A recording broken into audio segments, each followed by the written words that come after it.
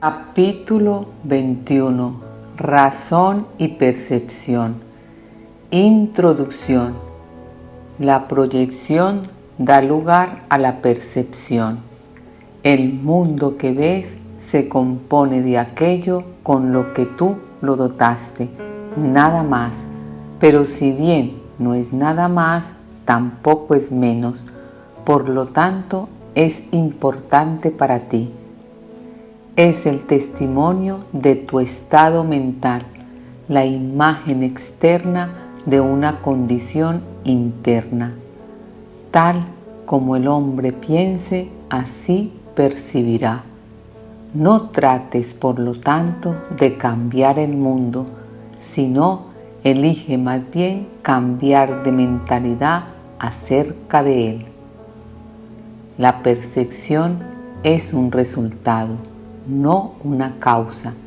Por eso es por lo que el concepto de grados de dificultad en los milagros no tiene sentido. Todo lo que se contempla a través de la visión es sano y santo. Nada que se perciba sin ella tiene significado, y donde no hay significado, hay caos.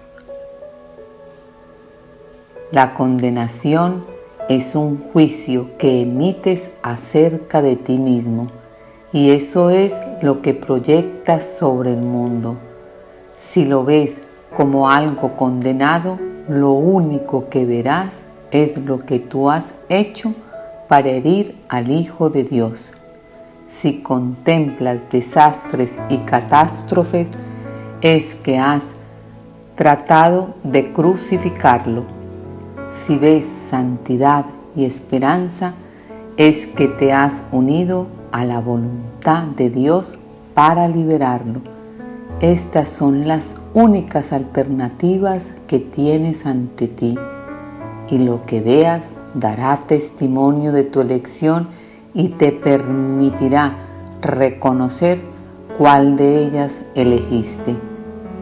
El mundo que ves tan solo te muestra cuánta dicha te has permitido ver en ti y aceptar como tuya. Si ese es su significado, el poder de dar dicha tiene entonces que encontrarse en ti. 1. La canción olvidada. No te olvides nunca de que el mundo que ven los ciegos tiene que ser imaginario, pues desconocen el verdadero aspecto del mundo. Tienen que inferir lo que se puede ver basándose en datos que son siempre indirectos y reformular sus deducciones según tropiezan y se caen debido a lo que no reconocieron, o bien pasar sin sufrir daño alguno a través de puertas abiertas que ellos creían cerradas. Y lo mismo ocurre contigo.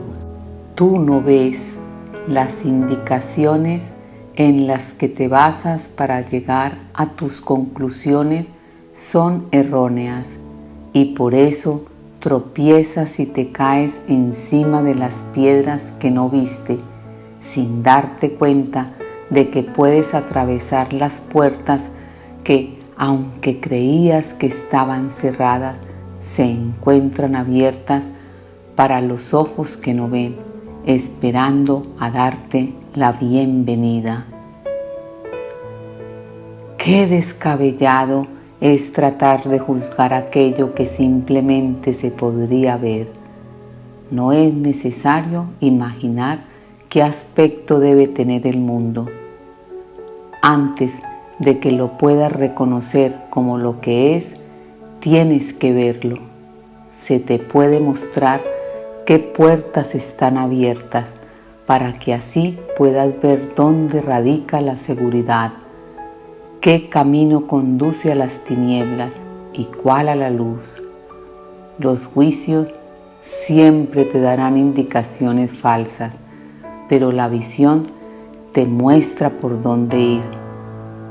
¿Por qué tratar de adivinarlo No hay que sufrir para aprender. Las lecciones benévolas se asimilan con júbilo y se recuerdan felizmente.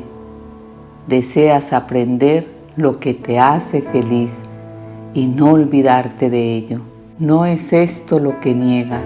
Lo que te preguntas es si los medios a través de los cuales se aprende este curso conducen a la felicidad que promete o no.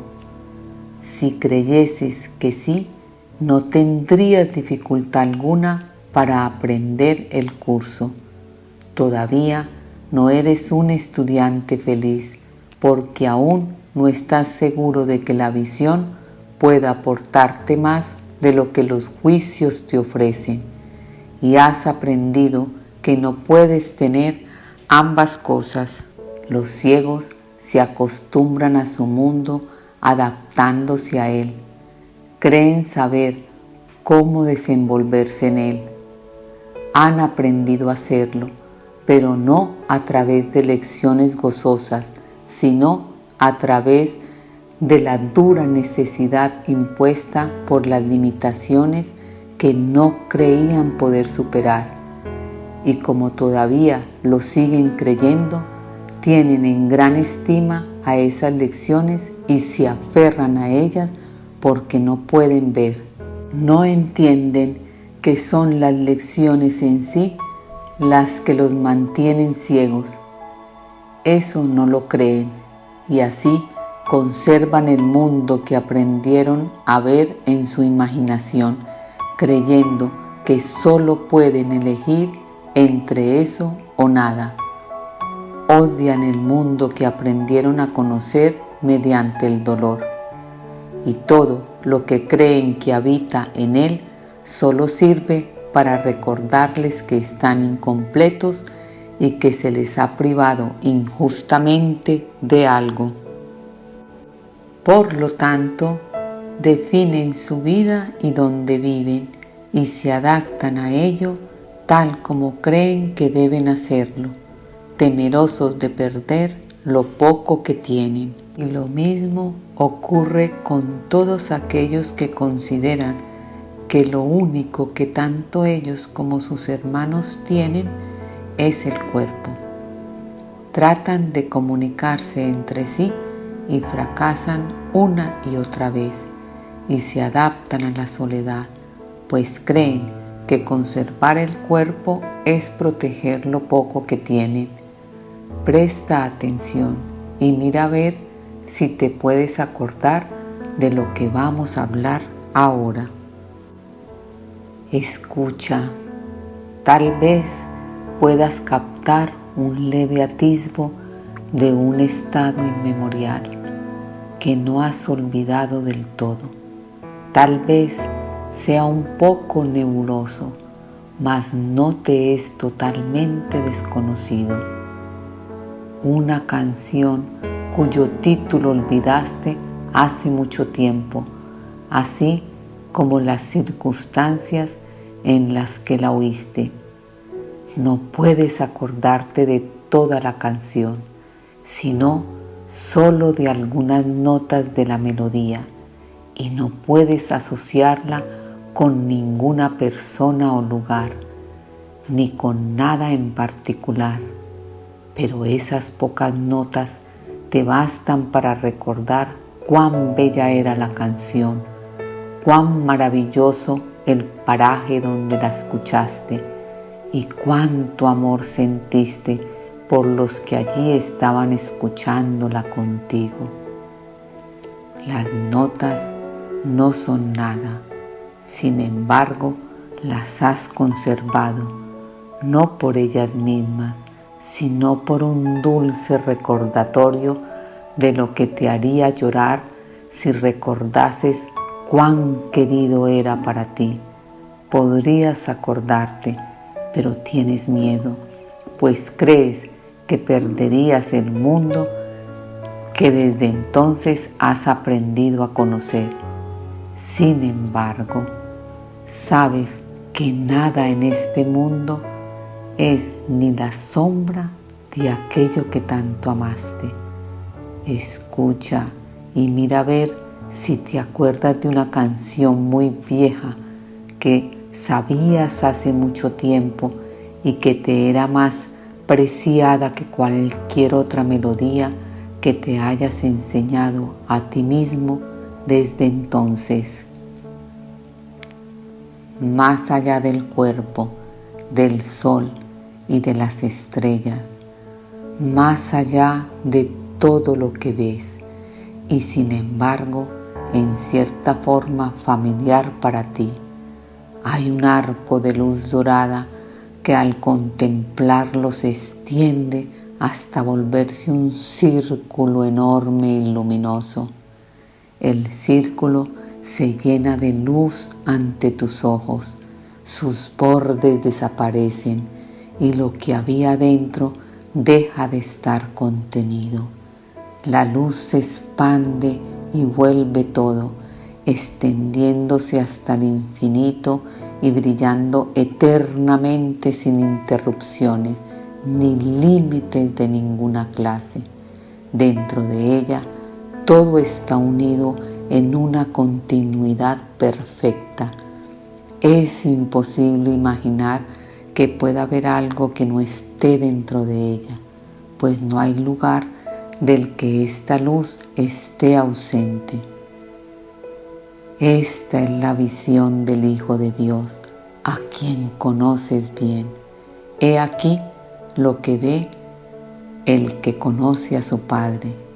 He aquí el recuerdo de lo que eres, una parte de ello que contiene todo ello dentro de sí y que está tan inequívocamente unida a todo como todo está unido en ti. Acepta la visión que te puede mostrar esto y no el cuerpo. Te sabes esa vieja canción y te la sabes muy bien. Nada te será jamás tan querido como este himno inmemorial de amor que el Hijo de Dios todavía le canta a su Padre. Y ahora los ciegos pueden ver, pues esa misma canción que entona en honor de su Creador los alaba a ellos también. La ceguera que inventaron no podrá resistir el vibrante recuerdo de esta canción y contemplarán la visión del Hijo de Dios al recordar quién es aquel al que canta. ¿Qué es un milagro sino este recordar? ¿Y hay alguien en quien no se encuentre esta memoria? La luz en uno despierta la luz en los demás, y cuando la ves en tu hermano, la recuerdas para todos. 2. Somos responsables de lo que vemos. Hemos repetido cuán poco se te pide para que aprendas este curso. Es la misma pequeña dosis de buena voluntad que necesitas para que toda tu relación se transforme en dicha. El pequeño regalo que le ofreces al Espíritu Santo, a cambio del cual Él te da todo lo poco sobre lo que se basa la salvación, el pequeño cambio de mentalidad por el que la crucifixión se transforma en resurrección. Y puesto que es cierto, es tan simple que es imposible que no se entienda perfectamente. Puede ser rechazado, pero no es ambiguo. Y si decides oponerte a ello, no es porque sea incomprensible, sino más bien porque ese pequeño costo parece ser, a tu juicio, un precio demasiado alto para pagar por la paz. Esto es lo único que tienes que hacer para que se te conceda la visión, la felicidad, la liberación del dolor y poder escapar completamente del pecado. Di únicamente esto: pero dilo de todo corazón y sin reservas, pues en ello radica el poder de la salvación. Soy responsable de lo que veo. Elijo los sentimientos que experimento y decido el objetivo que quiero alcanzar. Y todo lo que parece sucederme, yo mismo lo he pedido y se me concede tal como lo pedí. No te engañes por más tiempo pensando que eres impotente ante lo que se te hace. Reconoce únicamente que estabas equivocado y todos los efectos de tus errores desaparecerán. Es imposible que el Hijo de Dios pueda ser controlado por sucesos externos a Él. Es imposible que Él mismo no haya elegido las cosas que le suceden. Su poder de decisión es lo que determina cada situación en la que parece encontrarse, ya sea por casualidad o por coincidencia. Y ni las coincidencias ni las casualidades son posibles en el universo tal como Dios lo creó, fuera del cual no existe nada. Si sufres es porque decidiste que tu meta era el pecado. Si eres feliz porque pusiste tu poder de decisión en manos de aquel que no puede sino decidir a favor de Dios por ti.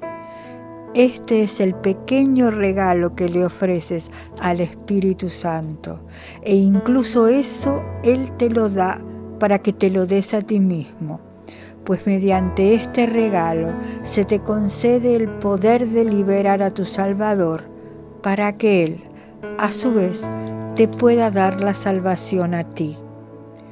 No resientas tener que dar esta pequeña ofrenda, pues si no la das, seguirás viendo el mundo tal como lo ves ahora.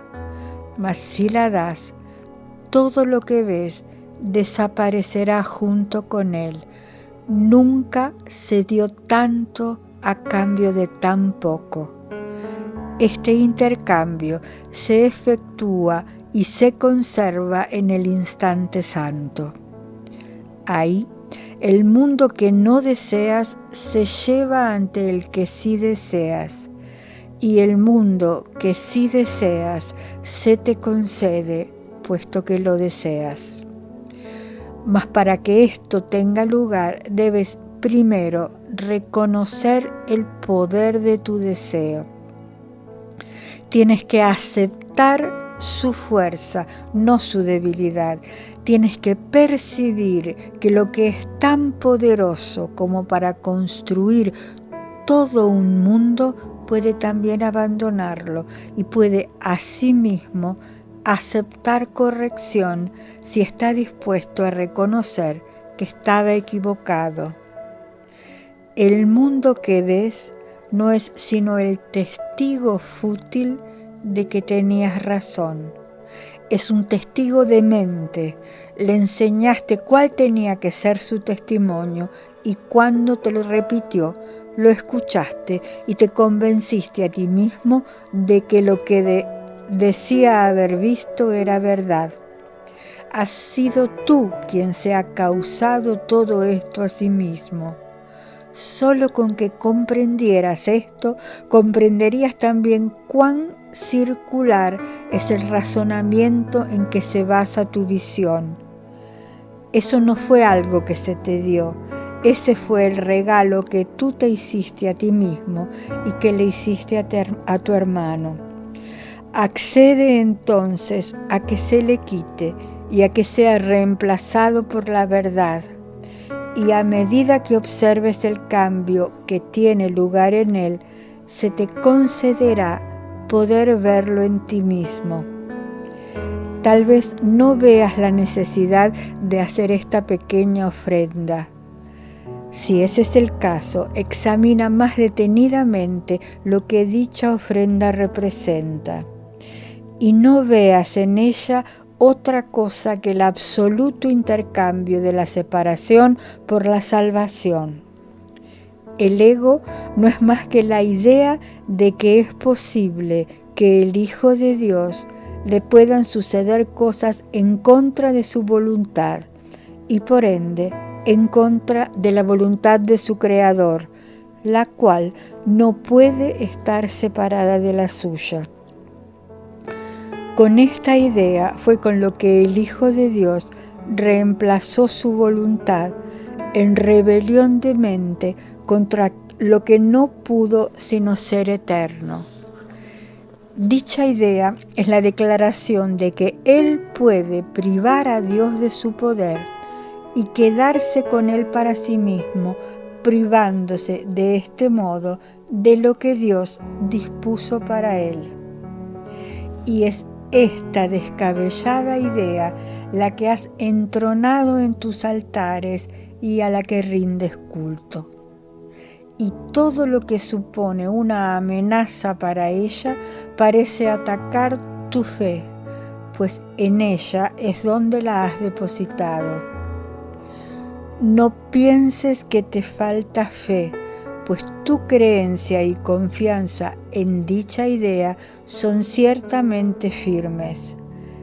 El Espíritu Santo puede hacer que tengas fe en la santidad y darte visión para que la puedas ver fácilmente, mas no has dejado libre y despejado el altar donde a estos dones les corresponde estar. Y donde ellos debieran estar, has colocado tus ídolos, los cuales has consagrado a otra cosa. Y esa otra voluntad que parece decirte lo que ha de ocurrir, le confieres realidad.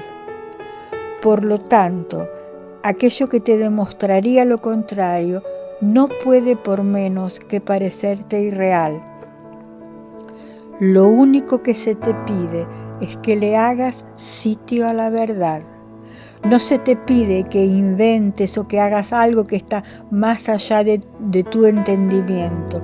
Lo único que se te pide es que dejes entrar a la verdad, que ceses de interferir en lo que ha de acontecer de por sí y que reconozcas nuevamente la presencia de lo que creíste haber desechado.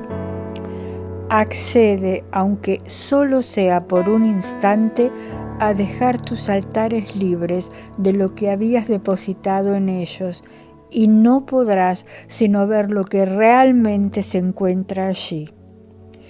El instante santo no es un instante de creación, sino de reconocimiento, pues el reconocimiento procede de la visión y de la suspensión de todo juicio. Solo entonces es posible mirar dentro de uno mismo y ver lo que no puede sino estar allí, claramente a la vista y completamente independiente de cualquier inferencia o juicio. Deshacer no es tu función, pero sí depende de ti el que le des o no la bienvenida. La fe y el deseo van de la mano, pues todo el mundo cree en lo que desea. Ya hemos dicho que hacerse ilusiones es la manera en que el ego lidia con lo que desea para tratar de convertirlo en realidad. No hay mejor demostración del poder del deseo y por ende de la fe para hacer que sus objetivos parezcan reales y posibles. La fe en lo irreal conduce a que se tengan que hacer ajustes en la realidad para que se amolde al objetivo de la locura. El objetivo del pecado induce a la percepción de un mundo temible para justificar su propósito. Verás aquello que desees ver. Y si la realidad de lo que ves es falsa, lo defenderás no dándote cuenta de todos los ajustes que has tenido que hacer para que sea como lo ves. Cuando se niega la visión, la confusión entre causa y efecto es inevitable. El propósito ahora es mantener la causa oculta del efecto y hacer que el efecto parezca ser la causa. Esta aparente autonomía del efecto permite que se le considere algo independiente, capaz de ser la causa de los sucesos y sentimientos que su hacedor cree que el efecto suscita. Anteriormente hablamos de tu deseo de crear tu propio creador y de ser su padre y no su hijo. Este es el mismo deseo. El hijo es el efecto que quiere negar su causa. Y así, él parece ser la causa y producir efectos reales. Pero lo cierto es que no puede haber efectos sin causa, y confundir ambas cosas es simplemente no entender ninguna de las dos. Es tan esencial que reconozcas que tú has fabricado el mundo que ves, como que reconozcas que tú no te creaste a ti mismo, pues se trata del mismo error. Nada que tu creador no haya creado puede ejercer influencia alguna sobre ti. Y si crees que lo que hiciste puede dictar lo que debes ver y sentir, y tienes fe en que puede hacerlo, estás negando a tu creador y creyendo que tú te hiciste a ti mismo. Pues si crees que el mundo que construiste tiene el poder de hacer de ti lo que se le antoje, estás confundiendo padre e hijo, fuente y efecto. Las creaciones del hijo son semejantes a las del padre, mas al crearlas, el hijo no se engaña a sí mismo pensando que él es independiente de su fuente. Su unión con ella es la fuente de su capacidad para crear. Aparte de esto, no tiene poder para crear, y lo que hace no tiene ningún significado, no altera nada en la creación. Depende enteramente de la locura de su hacedor y ni siquiera podría servir para justificarla. Tu hermano cree que fabricó el mundo junto contigo. De este modo, niega la creación y cree, al igual que tú, que el mundo que fabricó lo engendró a él. De este modo, niega haberlo fabricado. Mas la verdad es que tanto tú como él fuisteis creados por un Padre amoroso que os creó juntos y como uno solo. Ve lo que prueba lo contrario y estarás negando toda tu realidad. Reconoce en cambio que fuiste tú quien fabricó todo lo que aparentemente se interpone entre tú y tu hermano y os mantiene separados al uno del otro y a los dos de vuestro Padre, y tu instante de liberación habrá llegado. Todos los efectos de eso que hiciste desaparecerán porque su fuente se habrá puesto al descubierto. La aparente autonomía de su fuente es lo que te mantiene prisionero.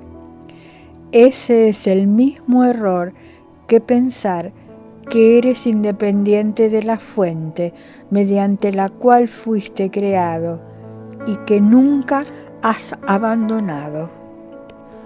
3. Fe, creencia y visión. Todas las relaciones especiales tienen como meta el pecado. pues son tratos que se hacen con la realidad a la que la aparente unión se adapta. No te olvides de esto. Hacer tratos es fijar límites y no podrás sino odiar a cualquier hermano con el que tengas una relación parcial. Quizá trates de respetar el trato en nombre de lo que es justo, exigiendo a veces ser tú el que pague, aunque lo más frecuente es que se lo exijas al otro. Al hacer lo que es justo, pues tratas de mitigar la culpabilidad que emana del propósito que aceptaste para la relación, y por eso el Espíritu Santo tiene que cambiar su propósito para que sea de utilidad para Él e inofensiva para ti.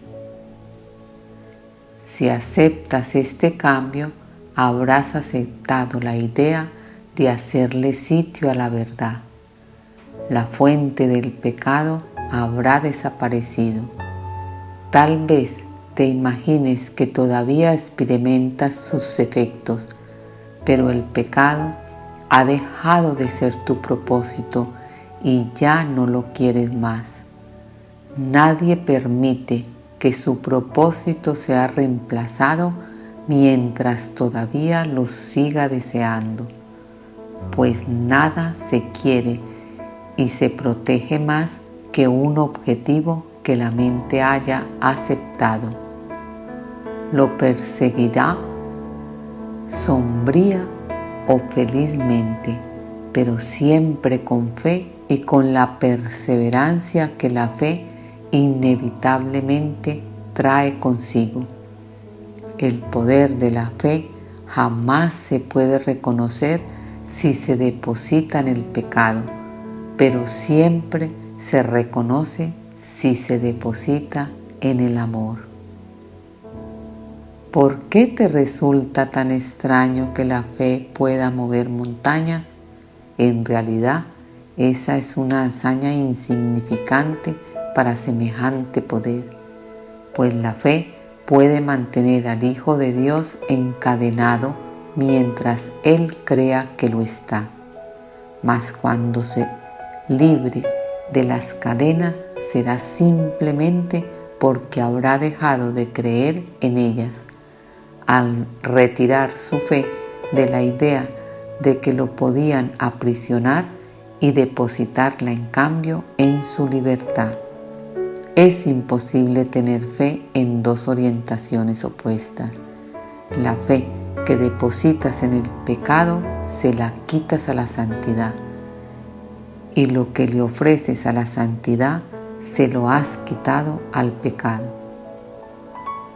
La fe, la creencia y la visión son los medios por los que se alcanza el objetivo de la santidad. A través de ellos, el Espíritu Santo te conduce al mundo real, alejándote de todas las ilusiones en las que habías depositado tu fe. Ese es su rumbo, el único que Él jamás ve. Y cuando te desvíes, Él te recuerda que no hay ningún otro. Su fe, su creencia y su visión son para ti. Y cuando las hayas aceptado completamente en lugar de las tuyas, ya no tendrás necesidad de ellas, pues la fe, la creencia y la visión únicamente tienen sentido antes de que se alcance la certeza. En el cielo son desconocidas. El cielo, no obstante, se alcanza a través de ellas. No es posible que al Hijo de Dios le falte fe, pero sí puede elegir dónde desea depositarla. La falta de fe no es realmente falta de fe, sino fe que se ha depositado en lo que no es nada. La fe que se deposita en las ilusiones no carece de poder, pues debido a ello el Hijo de Dios cree ser impotente. De ese modo no se es fiel a sí mismo, pero sí tiene gran fe en las ilusiones que abriga acerca de sí mismo, pues tú inventaste la fe, la percepción y la creencia, a fin de perder la certeza y encontrar el pecado. Este rumbo de mente fue tu propia elección, y al depositar tu fe en lo que habías elegido, fabricaste lo que deseabas. El Espíritu Santo puede valerse de todos los medios que tú has empleado para ir en pos del pecado, pero tal como Él se vale de ellos, te alejan del pecado, porque su propósito apunta en dirección contraria. Él ve los medios que empleas, pero no el propósito para el que los inventaste. Su intención no es quitártelos, pues reconoce su valor y los ve como un medio de alcanzar lo que Él dispone para ti. Inventaste la percepción a fin de poder elegir entre tus hermanos e ir en busca del pecado con ellos. El Espíritu Santo ve la percepción como un medio de enseñarte que la visión de la relación santa es lo único que deseas ver, pues entonces depositarás toda tu fe en la santidad al desearla y creer en ella por razón de tu deseo. La fe y la creencia se unen a la visión, ya que todos los medios que una vez sirvieron para los fines del pecado se canalizan ahora hacia la santidad, pues a lo que tú llamas pecado no es más que una limitación, y odias a todo aquel que tratas de reducir a un cuerpo porque le temes. Al negarte a perdonarlo, lo condenas al cuerpo porque tienes en gran estima los medios del pecado, y así depositas toda tu fe y creencia en el cuerpo. Pero la santidad quiere liberar a tu hermano y eliminar el odio eliminando el miedo, no en el nivel de los síntomas, sino de raíz. Aquellos que quieren liberar a sus hermanos del cuerpo no tienen miedo, pues han renunciado a los medios del pecado al elegir que se eliminen todas sus limitaciones, puesto que desean ver a sus hermanos bajo el manto de la santidad. El poder de su creencia y de su fe ven más allá del cuerpo, facilitando la visión, no obstruyéndola. Pero antes de eso, decidieron reconocer lo mucho que su fe había limitado su entendimiento del mundo y desearon depositarla en otro lugar, en caso de que se les ofreciese otro punto de vista. Los milagros que siguen a esta decisión nacen también de la fe, pues a todos aquellos que eligen apartar su mirada del pecado, se les concede la visión y se les conduce a la santidad. Aquellos que creen en el pecado deben pensar que el Espíritu Santo exige sacrificio, pues creen que esa es la manera de alcanzar su objetivo. Hermano, el Espíritu Santo sabe que el sacrificio no aporta nada. Él no hace tratos, y si intentas imponerle limitantes, lo odiarás porque tendrás miedo de él. El regalo que Él te ha hecho es mucho más valioso que cualquier otra cosa a este lado del cielo. El momento en que esto se ha de reconocer está al llegar. Une tu conciencia a lo que ya está unido. La fe que depositas en tu hermano puede lograrlo, pues aquel que ama el mundo lo está viendo por ti, sin ninguna mancha de pecado sobre él y envuelto en una inocencia tal que contemplarlo es contemplar la belleza del cielo.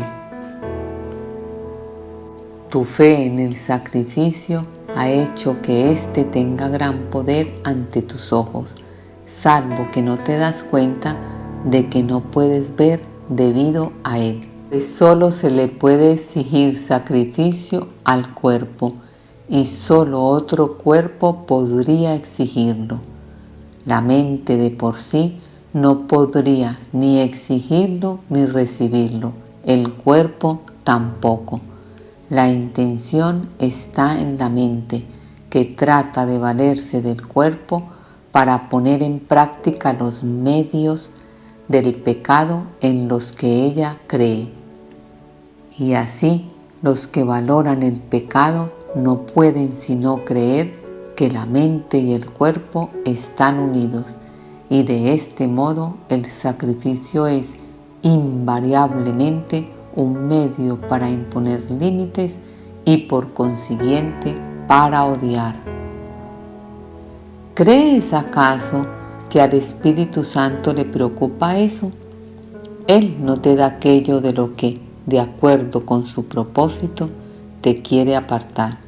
Tú crees que Él te quiere privar de algo por tu propio bien, pero los términos bien y privación son opuestos y no pueden reconciliarse de ninguna forma que tengan significado. Es como decir que la luna y el sol son una misma cosa, porque vienen de noche y de día respectivamente, y que, por lo tanto, no pueden sino formar una unidad. Mas ver uno de ellos significa que el otro ya no se puede ver. Tampoco es posible que lo que irradia luz sea lo mismo que lo que depende de la oscuridad para poder ser visto. Ninguno de ellos exige el sacrificio del otro. Cada uno de ellos, no obstante, depende de la ausencia del otro. El cuerpo se concibió para que sirviese de sacrificio al pecado, y así es como aún se le considera en las tinieblas. A la luz de la visión, no obstante, se le considera de manera muy distinta. Puedes confiar en que servirá fielmente al propósito del Espíritu Santo y puedes conferirle poder para que se vuelva un instrumento de ayuda a fin de que los ciegos puedan ver. Mas cuando ellos vean, mirarán más allá de él, al igual que tú. A la fe y a la creencia que depositaste en el cuerpo les corresponde estar más allá de él. Transferiste tu percepción, tu creencia y tu fe de la mente al cuerpo.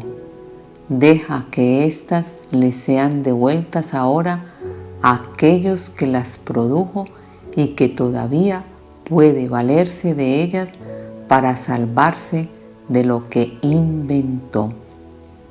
4. El miedo a mirar dentro. El Espíritu Santo jamás te enseñará que eres un pecador. Corregirá tus errores, pero eso no es algo que le pueda causar temor a nadie. Tienes un gran temor a mirar en tu interior y ver el pecado que crees que se encuentra allí. No tienes miedo de admitir esto. El ego considera muy apropiado que se asocie el miedo con el pecado y sonríe con aprobación. No teme dejar que te sientas avergonzado. No pone en duda la creencia y la fe que tienes en el pecado. Sus templos no se tambalean por razón de ello. Tu certeza de que dentro de ti anida el pecado no hace sino dar fe de tu deseo de que esté allí para que se pueda ver. Sin embargo, esto tan solo aparenta ser la fuente del temor.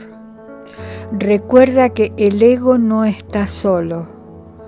Su dominio está circunscrito y teme a su enemigo desconocido, a quien ni siquiera puede ver.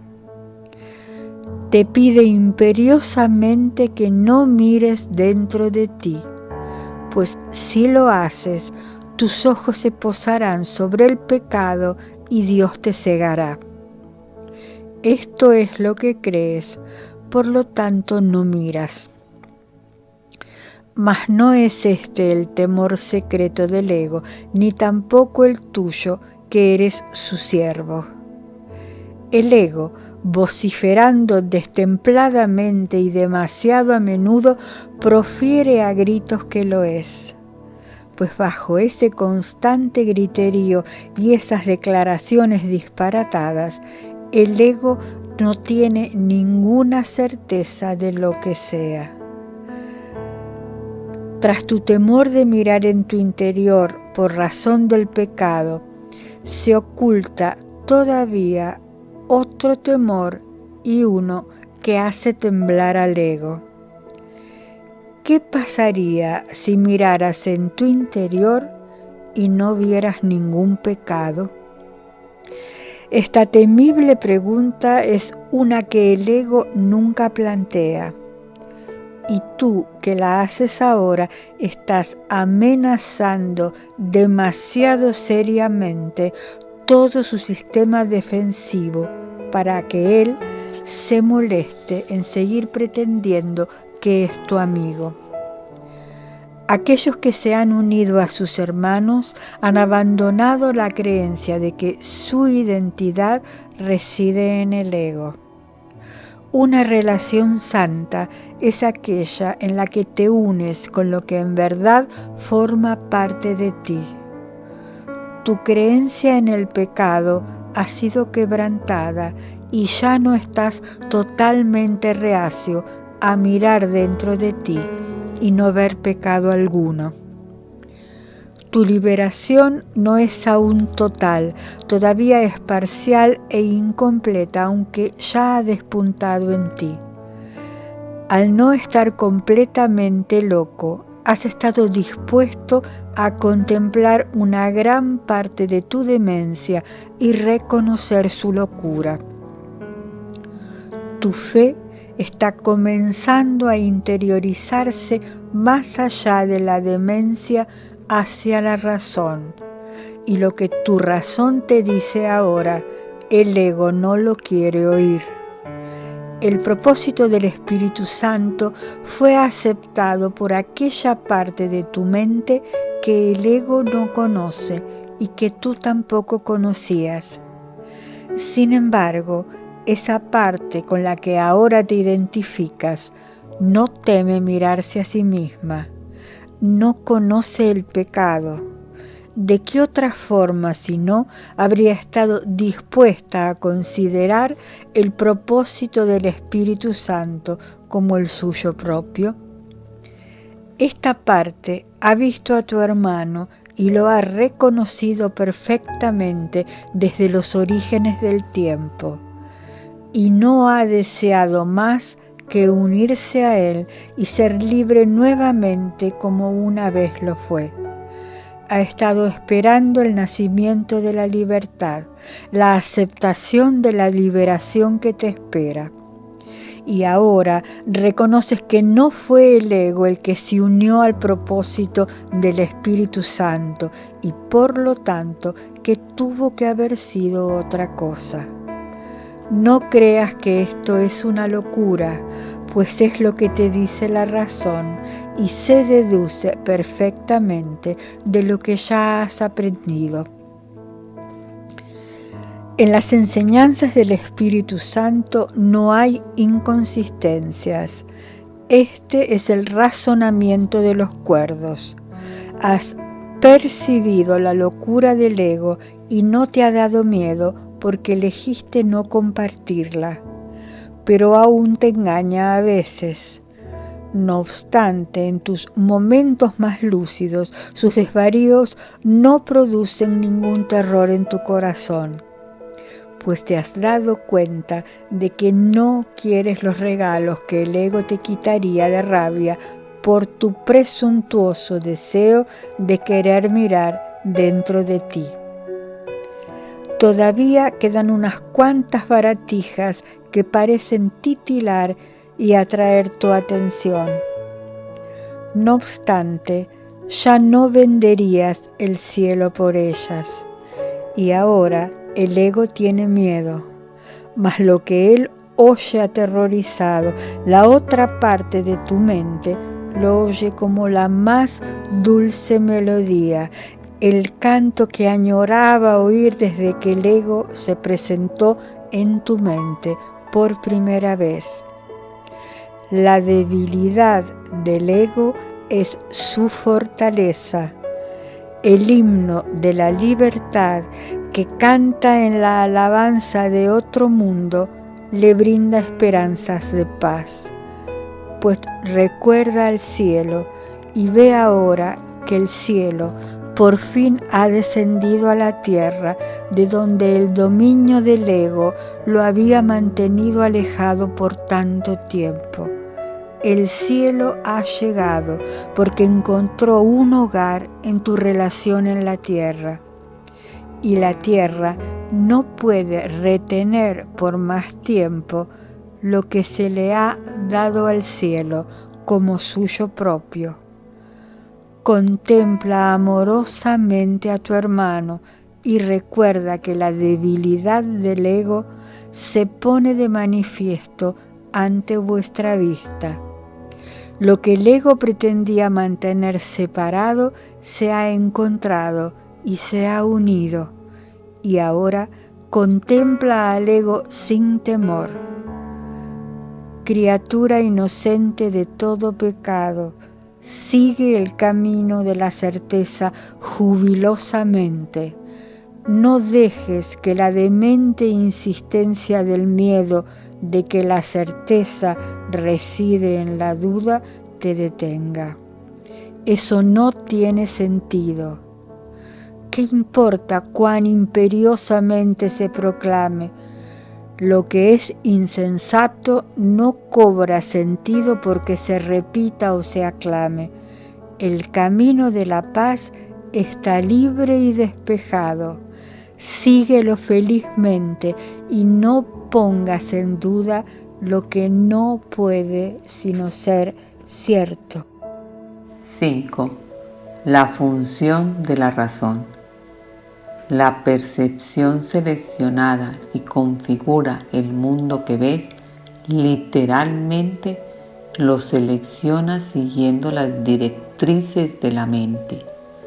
Las leyes del tamaño, de la forma y de la luminosidad tendrían validez quizás si otras cosas fuesen iguales, pero no lo son, pues es mucho más probable que halles lo que buscas que lo que prefieres pasar por alto. La apacible y queda voz que habla en favor de Dios no se ve ahogada por los estridentes gritos e insensatos arranques de furia con los que el ego acosa a aquellos que desean escucharla.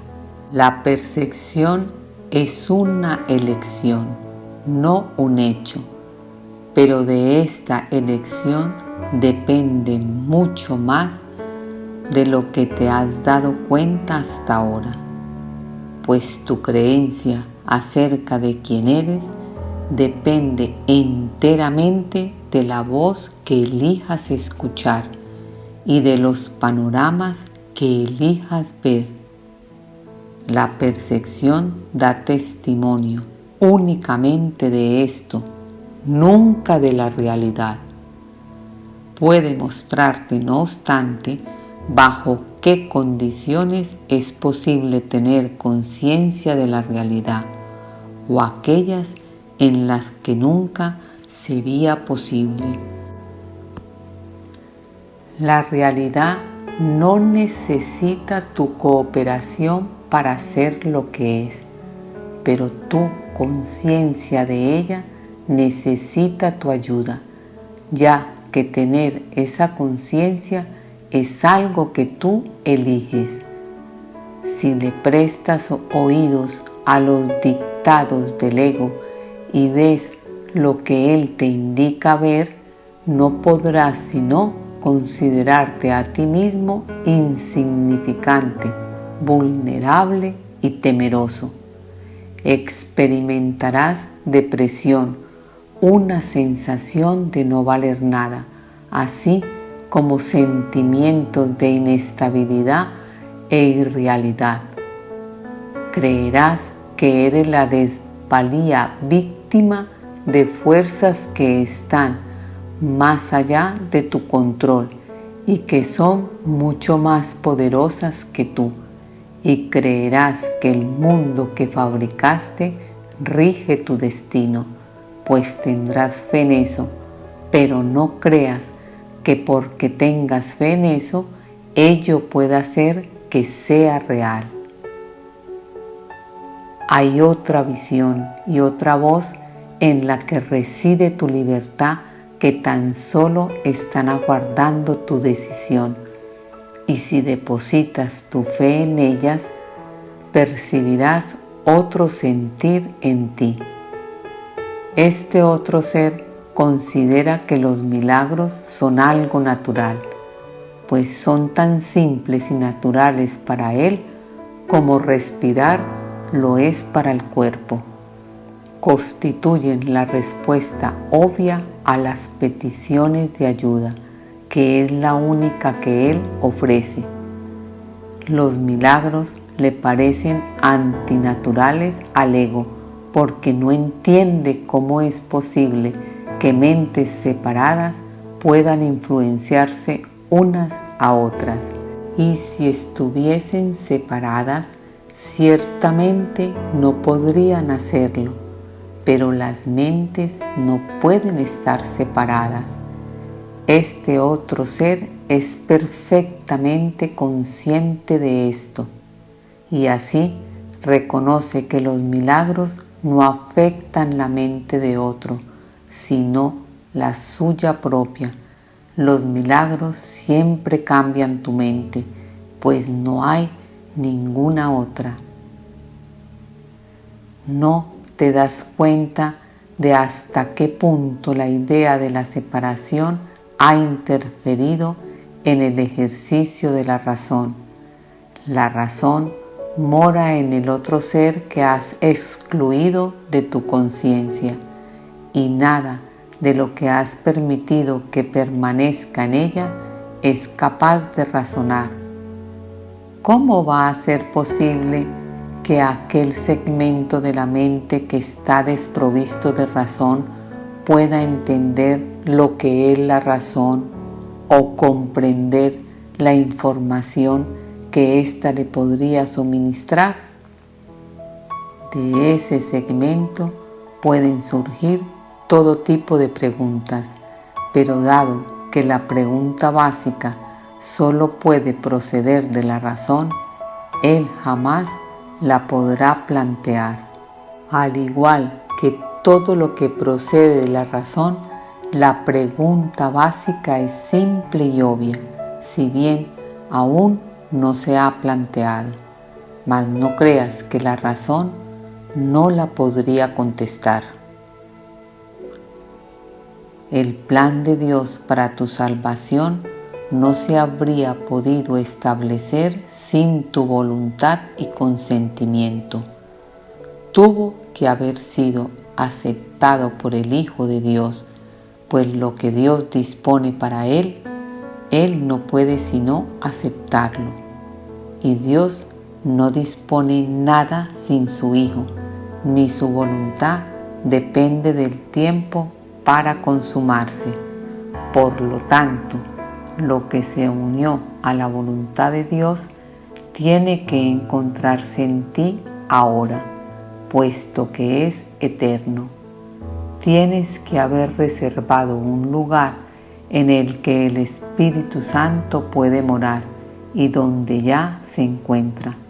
Él tiene que haber estado ahí desde que surgió la necesidad de Él, la cual quedó satisfecha en ese mismo instante. Eso es lo que tu razón te diría si escuchases. Mas es claro que ese no es el razonamiento del ego. El hecho de que la naturaleza de tu ser le sea ajena al ego es prueba de que no hallarás la respuesta en él. No obstante, si esto es así, dicha respuesta tiene que existir. Y si existe para ti y su propósito es tu libertad, debes ser libre de encontrarla. El plan de Dios es muy simple. Nunca es indirecto ni se derrota a sí mismo. Dios no tiene otros pensamientos excepto los que extienden su ser, y en esto tu voluntad tiene que estar incluida. Así pues, debe haber una parte de ti que conoce su voluntad y la comparte. No tiene sentido preguntar si lo que tiene que ser como es, lo es. Pero sí tiene sentido preguntar por qué no eres consciente de lo que no puede sino ser como es, pues debe haber una respuesta para ello, si al plan de Dios para tu salvación no le falta nada. Y no puede faltarle nada porque tu fuente no conoce la incompleción. ¿Y dónde podría encontrarse la respuesta si no en la fuente? ¿Y dónde estás tú sino allí donde se encuentra esa misma respuesta? Tu identidad, que es un efecto tan verdadero de esa fuente como lo es la respuesta, tiene por lo tanto que estar unida a ella y ser lo mismo que ella. Por supuesto que sabes esto y mucho más que esto, pero cualquier parte del conocimiento supone una amenaza tan seria para la disociación como todo el conocimiento en sí, y dispondrás de todo el conocimiento con cualquier parte de él. He aquí la parte que tú puedes aceptar. Puedes ver lo que la razón te señala, porque los testigos a su favor son inequívocos. Solo aquellos que son completamente dementes podrían hacer caso omiso de ellos. Y tú ya has dejado atrás esa etapa. La razón es un medio que sirve para los fines del Espíritu Santo por derecho propio. No se puede reinterpretar ni recanalizar para que se ajuste a la meta del pecado, tal como se hace con otros medios, pues la razón está más allá del alcance de los medios del ego.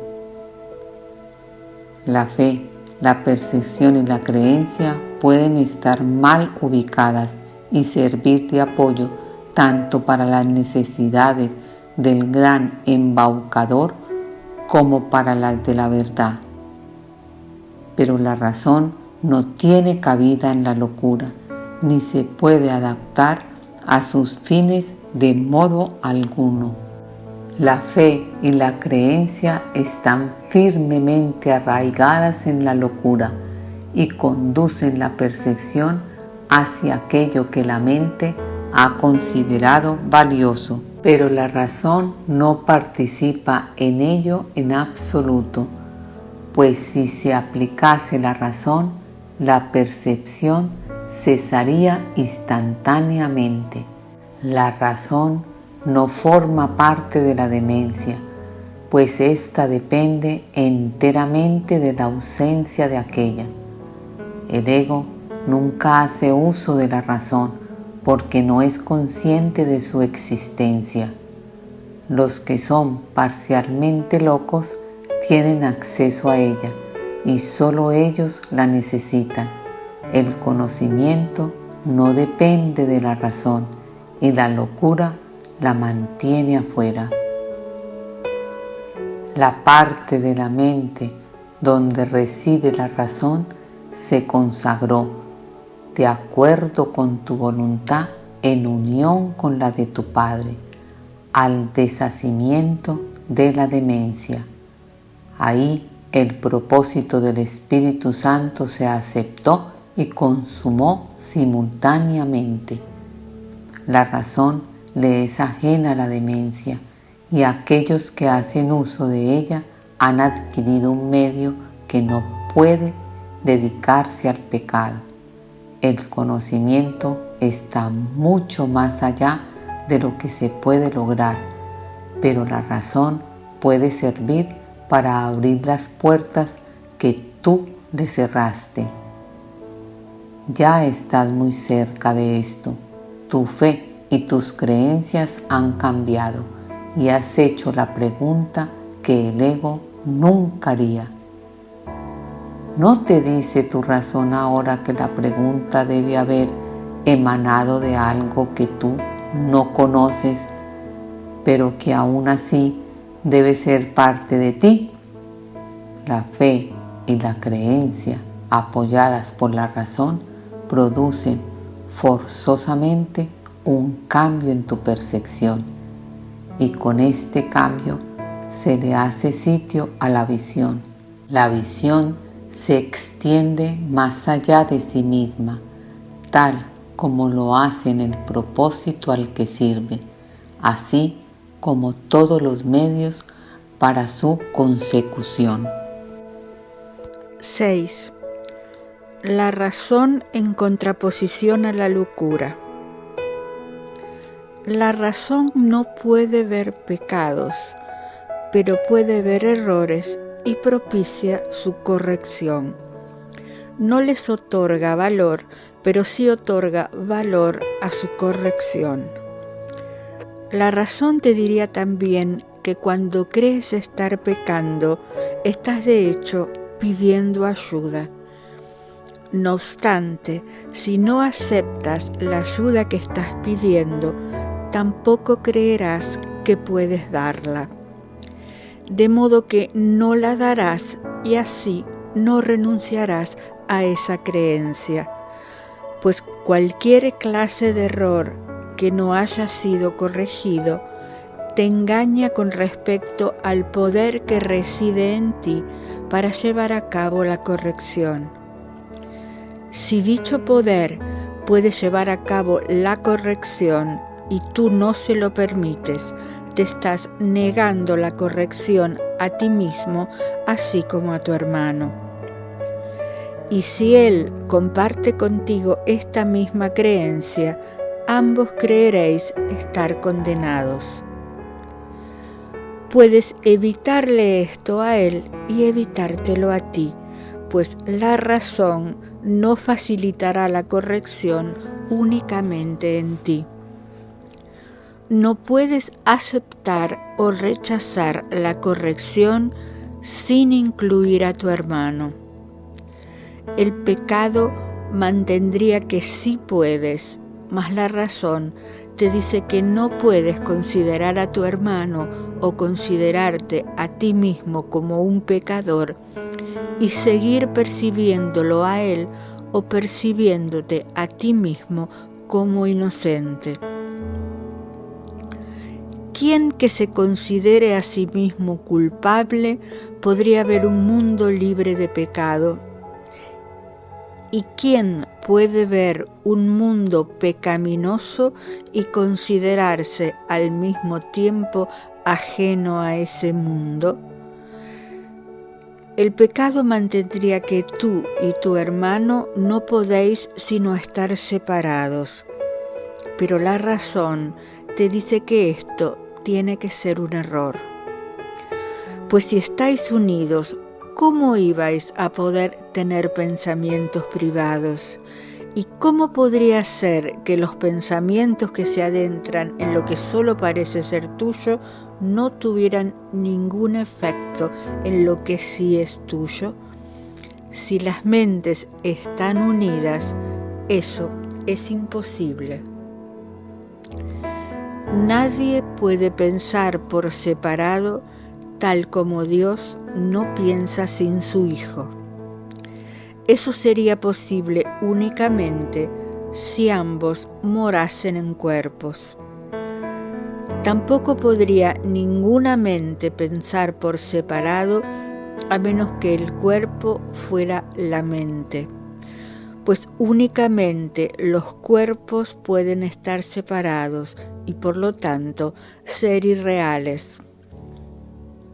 La morada de la demencia no puede ser la morada de la razón, pero es fácil abandonarla si ves la razón. No puedes abandonar la demencia trasladándote a otro lugar. La abandonas simplemente aceptando la razón en el lugar que antes ocupaba la locura. La locura y la razón ven las mismas cosas, pero es indudable que las contemplan de modo diferente. La locura es un ataque contra la razón que la expulsa de la mente y ocupa su lugar. La razón no ataca, sino que calladamente ocupa el lugar de la locura y la reemplaza si los dementes deciden escucharla. Pero los dementes no conocen su propia voluntad, pues creen ver el cuerpo y permiten que su propia locura les diga que éste es real. La razón sería incapaz de eso, y si defiendes el cuerpo en contra de tu razón, no entenderás lo que es el cuerpo ni lo que eres tú. El cuerpo no te separa de tu hermano, y si crees que lo hace, estás loco. Pero la locura tiene un propósito y cree también disponer de los medios que lo pueden convertir en realidad. Ver el cuerpo como una barrera que separa aquello que la razón te dice que no puede sino estar unido, solo puede ser una locura. Y no lo podrías ver de ese modo si escuchases la voz de la razón. ¿Qué puede haber que se interponga entre lo que es un continuo? Y si nada se interpone, ¿cómo se podría excluir de otras partes lo que pasa a formar parte de cualquiera de ellas? Esto es lo que la razón te diría, mas piensa en lo que tendrías que admitir si esto fuese así. Si eliges el pecado en vez de la curación, estás condenando al Hijo de Dios a algo que jamás puede ser corregido. Le dices con tu elección que está condenado, separado de ti y de su Padre para siempre y sin ninguna esperanza de poder jamás retornar. Eso es lo que enseñas y aprenderás de él exactamente lo que enseñes. Pues lo único que le puedes enseñar es que él es como tú quieres que sea y lo que eliges que él sea es lo que eliges para ti. Mas no pienses que esto es temible, que estás unido a él es un hecho, no una interpretación. ¿Cómo puede un hecho ser temible a menos que esté en desacuerdo con lo que tienes en más estima que a la verdad? La razón te diría que ese hecho es tu liberación. Ni tu hermano ni tú podéis ser atacados por separado. Ni tampoco puede ninguno de vosotros aceptar un milagro sin que el otro no sea igualmente bendecido por él y curado del dolor. La razón al igual que el amor, desea tranquilizarte y no es su intención infundirte temor. El poder de curar al Hijo de Dios se te concede porque Él no puede sino ser uno contigo. Tú eres responsable de cómo Él se ve a sí mismo. Y la razón te dice que se te ha concedido poder transformar su mente por completo, la cual es una contigo en solo un instante. Y cualquier instante sirve para llevar a cabo una completa corrección de todos sus errores y restituirle su plenitud. El instante en que elijas ser curado, en ese mismo instante se verá que Él se ha salvado completamente junto contigo. Se te ha dado la razón para que entiendas que esto es así. Pues la razón, que es tan benévola como la finalidad para la que se emplea, te aleja constantemente de la locura y te conduce hacia el objetivo de la verdad. Y ahí te desharás de la carga que supone negar la verdad. Y esa es la carga que es terrible, no la verdad. En el hecho de que tú y tu hermano estáis unidos, reside vuestra salvación, el regalo del cielo, no el del miedo. ¿Consideras acaso que el cielo es una carga para ti? En la locura lo es. Sin embargo, lo que la locura ve tiene que ser disipado por la razón. La razón te asegura que el cielo es lo que quieres y lo único que quieres. Escucha a aquel que te habla con raciocinio y que pone tu razón en armonía con la suya. Resuélvete a dejar que la razón sea el medio por el que Él te indique cómo dejar atrás la demencia. No te ocultes tras la demencia para escapar de la razón. Lo que la locura encubriría, el Espíritu Santo lo pone al descubierto para que todo el mundo lo contemple con júbilo. Tú eres el Salvador de tu hermano. Él es el tuyo. A la razón le es muy grato hablar de esto. El amor le infundió amor a este plan benevolente. Y lo que el amor planea es semejante a sí mismo en esto. Al estar unido a ti, Él desea que aprendas lo que no puedes sino ser. Y dado que eres uno con Él, se tiene que haber encomendado dar lo que Él ha dado y todavía sigue dando. Dedica, aunque solo sea un instante, a la grata aceptación de lo que se te ha encomendado darle a tu hermano y reconoce con él lo que se os ha dado a ambos. Dar no es más bendito que recibir, pero tampoco es menos. Al Hijo de Dios se le bendice siempre cual uno solo, y a medida que su gratitud llega hasta ti que le bendijiste, la razón te dirá que es imposible que tú estés excluido de la bendición. La gratitud que Él te ofrece te recuerda las gracias que tu Padre te da por haberlo completado a Él. Y la razón te dice que sólo así puedes entender lo que tú no puedes sino ser. Tu Padre está tan cerca de ti como tu hermano. Sin embargo, ¿qué podrías estar más cerca de ti que tu propio ser? El poder que ejerce sobre el Hijo de Dios no supone una amenaza para su realidad. Por el contrario, solo da testimonio de ella. Y si Él ya es libre, ¿dónde podría radicar su libertad sino en Él mismo? ¿Y quién podría encadenarle sino él a sí mismo cuando se niega la libertad? De Dios nadie se burla, ni tampoco puede su Hijo ser aprisionado salvo por su propio deseo. Y por su propio deseo es también como se libera. En eso radica su fuerza, no su debilidad. Él está a merced de sí mismo, y cuando elige ser misericordioso, en ese momento se libera. Mas cuando elige condenarse a sí mismo, se convierte en un prisionero que encadenado espera su propio perdón para poder liberarse. 7.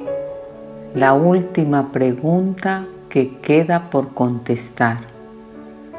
¿No te das cuenta de que todo tu sufrimiento procede de la extraña creencia de que eres impotente? Ser impotente es el precio del pecado. La impotencia es la condición que impone el pecado, el requisito que exige para que se pueda creer en él. Solo los impotentes podrían creer en el pecado.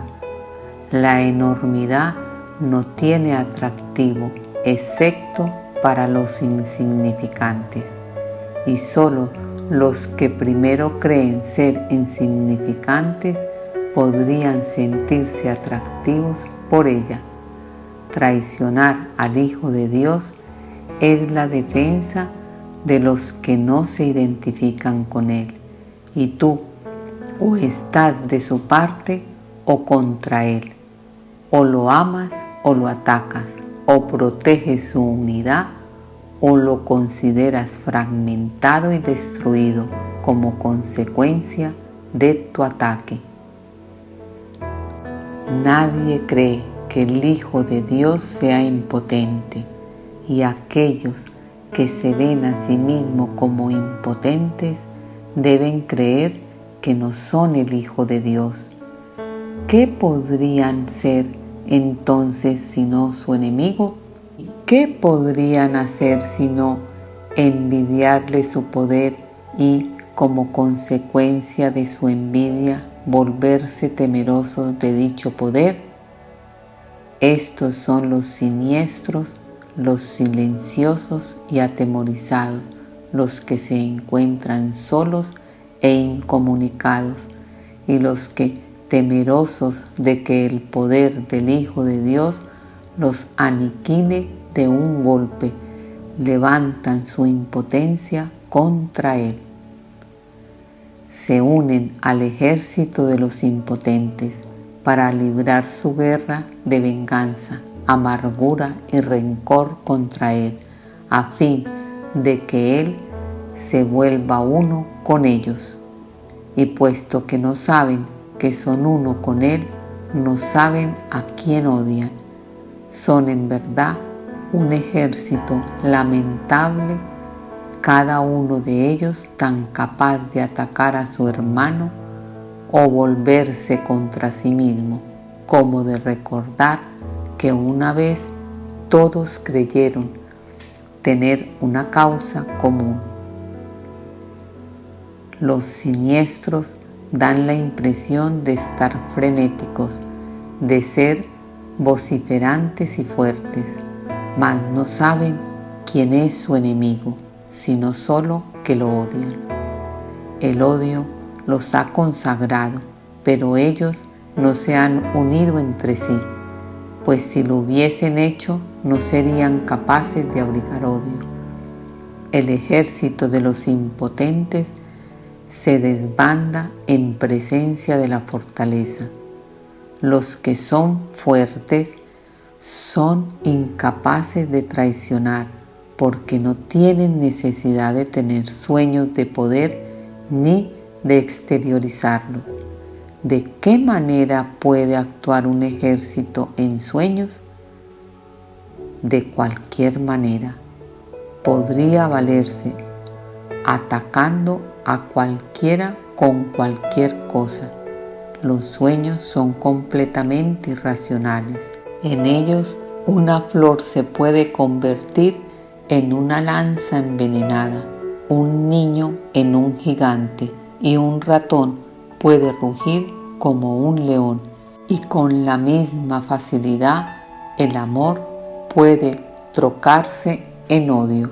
Esto no es un ejército, sino una casa de locos. Lo que parece ser un ataque concentrado no es más que un pandemonium. El ejército de los impotentes es en verdad débil. No tiene armas ni enemigo. Puede ciertamente invadir el mundo y buscar un enemigo, pero jamás podrá encontrar lo que no existe.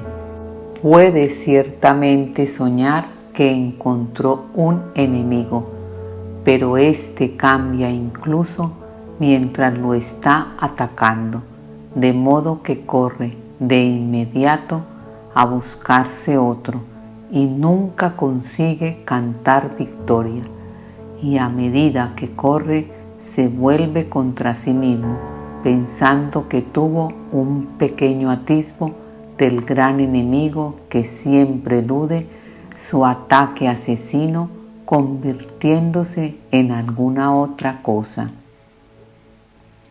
Cuán traicionero parece ser ese enemigo, que cambia tanto que ni siquiera es posible conocerlo. El odio, no obstante, tiene que tener un blanco. No se puede tener fe en el pecado sin un enemigo. ¿Quién que crea en el pecado podría atreverse a creer que no tiene enemigos? ¿Podría admitir que nadie lo hizo sentirse impotente? La razón seguramente le diría que dejase de buscar lo que no puede ser hallado.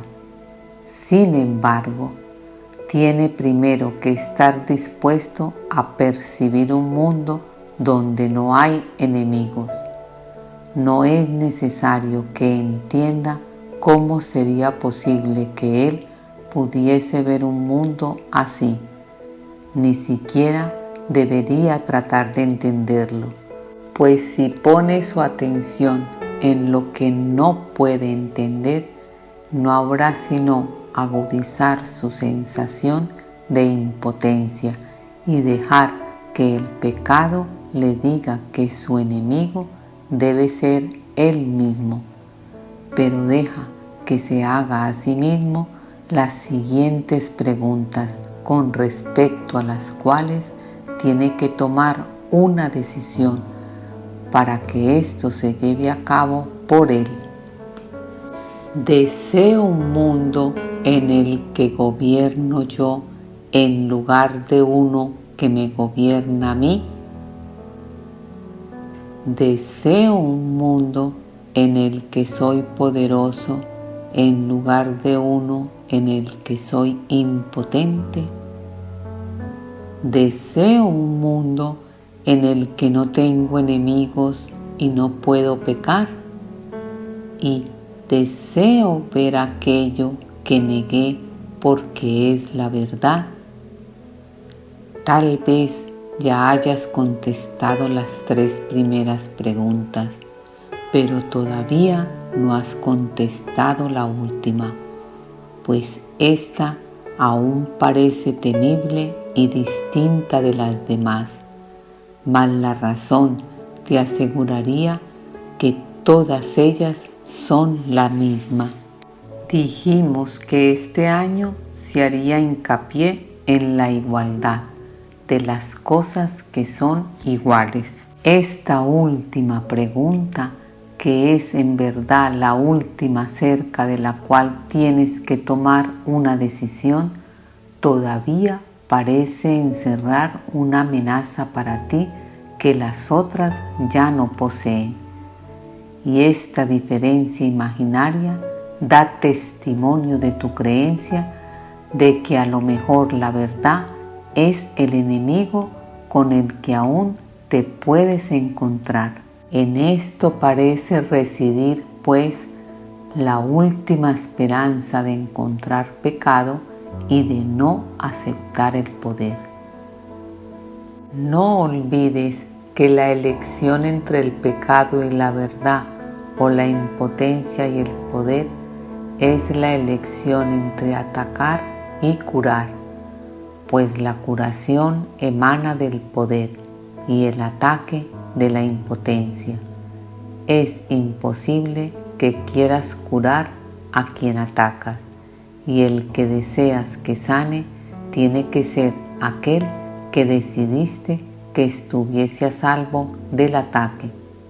¿Y qué otra cosa podría ser esta decisión sino la elección entre verle a través de los ojos del cuerpo o bien permitir que te sea revelado a través de la visión? La manera en que esta decisión da lugar a sus efectos no es tu problema, pero tú decides lo que quieres ver.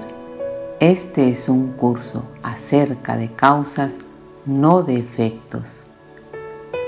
Considera detenidamente qué respuesta vas a dar a esa última pregunta que todavía no has contestado, y deja que la razón te diga que debe ser contestada y que su contestación reside en las otras tres. Te resultará evidente entonces que cuando observes los efectos del pecado en cualquiera de sus formas, lo único que necesitarás hacer es simplemente preguntarte a ti mismo lo siguiente: ¿es esto lo que quiero ver? ¿Es esto lo que deseo? Esta es tu única decisión, la base de lo que ocurre. No tiene nada que ver con la manera en que ocurre, pero sí con el por qué, pues sobre esto tienes control, y si eliges ver un mundo donde no tienes enemigos y donde no eres impotente, se te proveerán los medios para que lo veas. ¿Por qué es tan importante esta última pregunta? La razón te dirá por qué. Es igual a las otras tres, salvo en lo que respecta al tiempo. Las otras son decisiones que puedes tomar, volverte atrás y luego volverlas a tomar, pero la verdad es constante e implica un estado en el que las vacilaciones son imposibles.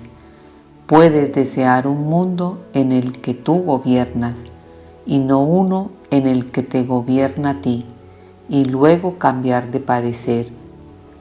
Puedes desear intercambiar tu impotencia por poder y luego perder ese deseo cuando un ligero destello de pecado te atrae, y puedes desear ver un mundo incapaz de pecar y sin embargo permitir que un enemigo te tiente a usar los ojos del cuerpo y a cambiar de parecer. El contenido de todas esas preguntas es el mismo, pues cada una de ellas te pregunta si estás dispuesto a intercambiar el mundo del pecado por lo que el Espíritu Santo ve, puesto que es esto lo que el mundo del pecado niega. Los que ven el pecado, por lo tanto, están viendo la negación del mundo real. Sin embargo, la última pregunta suma a tu anhelo de querer ver el mundo real el deseo de pertenencia, de tal forma que ese deseo se convierta en el único que tengas. Si contestas esta última pregunta con un sí, añades sinceridad a las decisiones que ya has tomado con respecto a las demás, pues sólo entonces habrás renunciado a la opción de poder cambiar de parecer nuevamente. Cuando eso deje de interesarte, las otras preguntas quedarán perfectamente contestadas. ¿Por qué crees que no estás seguro de que las otras preguntas hayan sido contestadas? ¿Sería acaso necesario plantearlas con tanta frecuencia si ya se hubiesen contestado? Hasta que no se haya tomado la decisión final, la respuesta será a la vez un sí y un no, pues has contestado sí sin darte cuenta de que sí tiene que significar que no has dicho no. Nadie decide en contra de su propia felicidad, pero puede hacerlo si no se da cuenta de que eso es lo que está haciendo. Y si él ve su felicidad como algo que cambia constantemente, es decir, ahora es esto, luego otra cosa y más tarde una sombra elusiva que no está vinculada a nada, no podrá sino decidir en contra de ella. La felicidad elusiva, la que cambia de forma según el tiempo o el lugar, es una ilusión que no significa nada.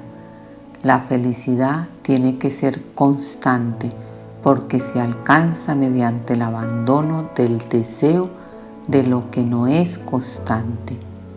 La dicha no se puede percibir excepto a través de una visión constante, y la visión constante solo se les concede a aquellos que desean la constancia.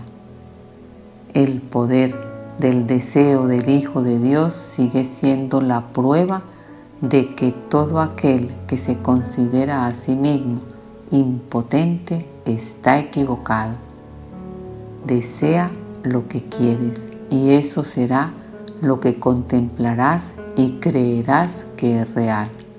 No hay un solo pensamiento que esté desprovisto del poder de liberar o de matar, ni ninguno que pueda abandonar la mente del pensador o dejar de tener efectos sobre él.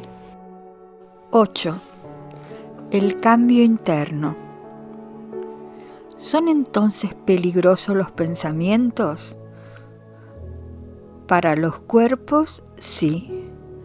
Los pensamientos que parecen destruir son aquellos que le enseñan al pensador que él puede ser destruido, y así muere por razón de lo que aprendió. Pasa de la vida a la muerte, la prueba final de que valoró lo efímero más que lo constante.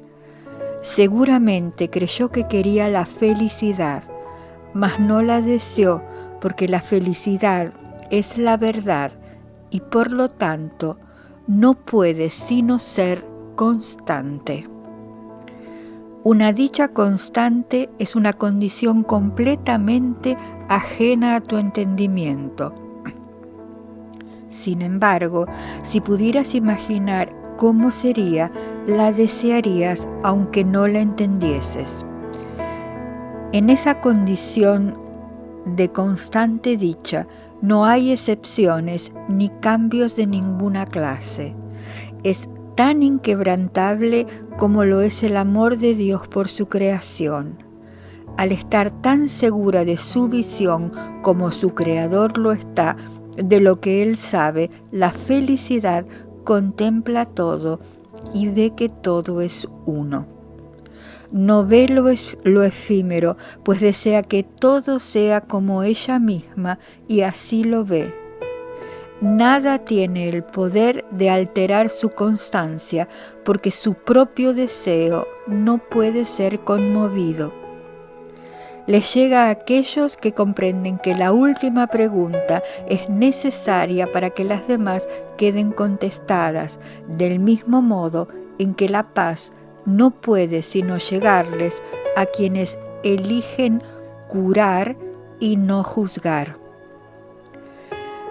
La razón te dirá que no puedes pedir felicidad de una manera inconsistente, pues si lo que deseas se te concede y la felicidad es constante, entonces no necesitas pedirla más de una sola vez para gozar de ella eternamente.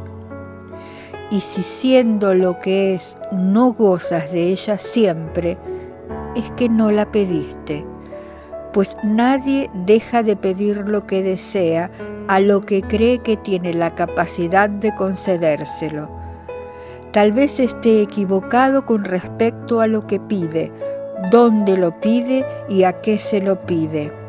No obstante, pedirá porque desear algo es una solicitud, una petición hecha por alguien a quien Dios mismo nunca dejaría de responder. Dios ya le ha dado todo lo que Él realmente quiere, mas aquello de lo que no está seguro, Dios no se lo puede dar, pues mientras sigas estando inseguro es que no lo deseas realmente, y la dación de Dios no podría ser completa a menos que se reciba. Tú que completas la voluntad de Dios y que eres su felicidad, tú cuya voluntad es tan poderosa como la suya y cuyo poder no puedes perder ni en tus ilusiones, piensa detenidamente por qué razón no has decidido todavía cómo vas a contestar la última pregunta.